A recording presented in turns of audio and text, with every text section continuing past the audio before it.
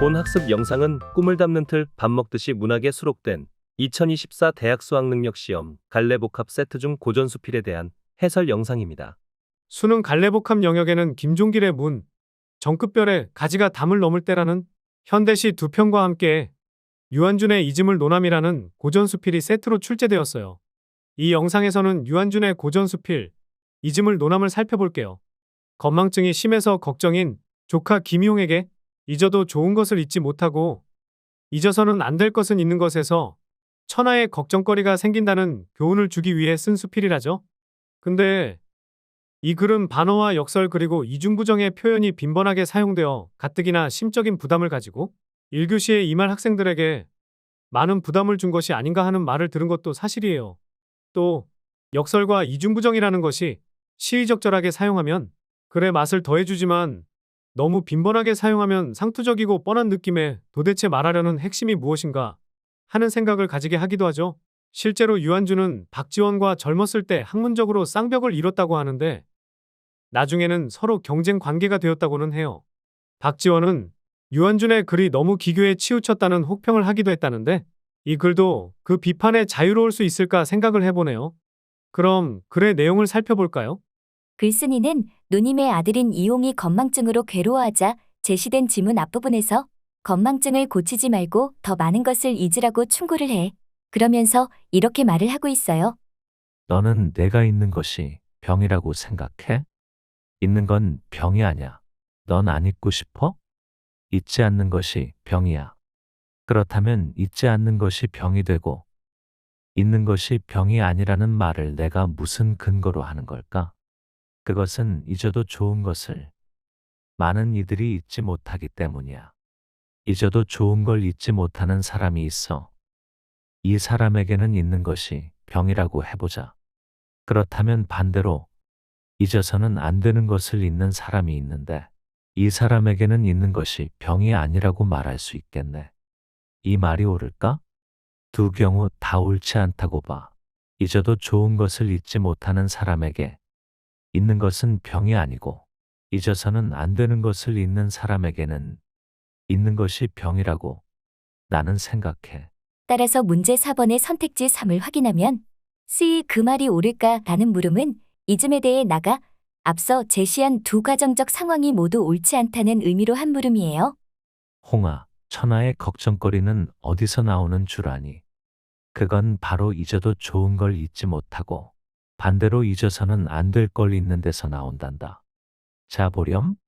아름다움을, 좋은 소리를, 맛난 음식을, 크고 화려한 집을, 천한 자가 큰 세력을 얻으려는 생각을, 가난한 자가 많은 재물을, 고귀한 자가 교만한 짓을, 부유한 자가 인색한 짓을, 의롭지 않은 물건을 취하려는 마음을, 실상과 어긋난 명성을 얻으려는 마음은 모두 잊어도 좋은 것들인데 이를 잊지 못하는 데서 천하의 걱정거리가 나오지. 잊어도 좋을 것을 잊지 못하는 자들은 잊어서는 안 될 것은 또 잊는다. 이렇게 잊어서는 안 될 것을 잊는 자들은 말이지. 잊어서는 안 되는 효심을, 충성심을, 부모를 잃은 슬픔을, 조상에 대한 정성스러움을, 의로움을, 예의를, 분수를, 도리를 잊는다. 이것들은 잊어서는 안 되는 것들인데 말이다. 다의 글쓴이는 예의나 분수를 잊어서는 안 될 것으로 보고 있죠. 그런데 6번 문제 5번 선택지에서 글쓴이에게 예의나 분수는 잊어서는 안 될 것들이죠.